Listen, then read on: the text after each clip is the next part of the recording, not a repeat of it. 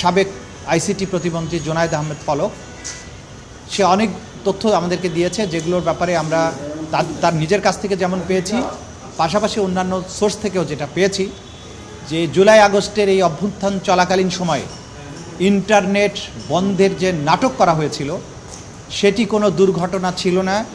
খায়ের tower বা কোন টাওয়ারে আগুন লেগেছে এগুলোর কোনো ব্যাপারই ছিল না।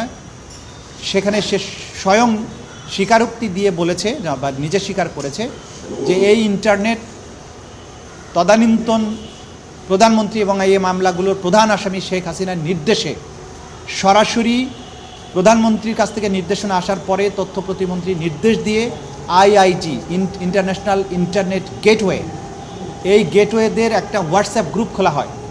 সেই গ্রুপে সরাসরি নির্দেশ দেওয়া হয় ইমিডিয়েটলি ইন্টারনেট শাটডাউন করো, এবং তাদেরকে এটা এনশিওর করতে বলা হয় যে করার পরে আবার জানাও যে ইট ইজ ডান।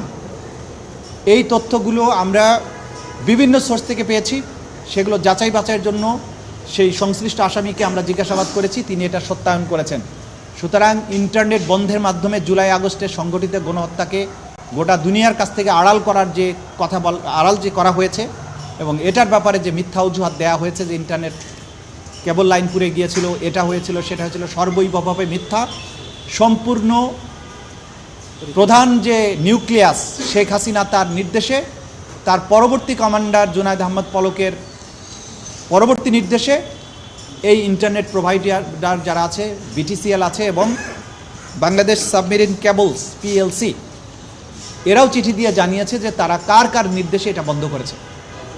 সুতরাং এই রাষ্ট্রীয় সংস্থাগুলোকে বাধ্য করে তদানীন্তন ক্ষমতাশালীরা, এই আসামিরা বাংলাদেশের ইন্টারনেট শাটডাউন করেছিল এবং এই গণহত্যাকে এক্সপেডাইট করেছিল। এই তথ্যগুলো আকার রূপে আমরা পেয়েছি, এগুলোকে আমরা ফর্মুলেট করছি এখন, এগুলোকে আমরা বিচারের উপযোগী করে কোর্টে প্রেজেন্ট করব।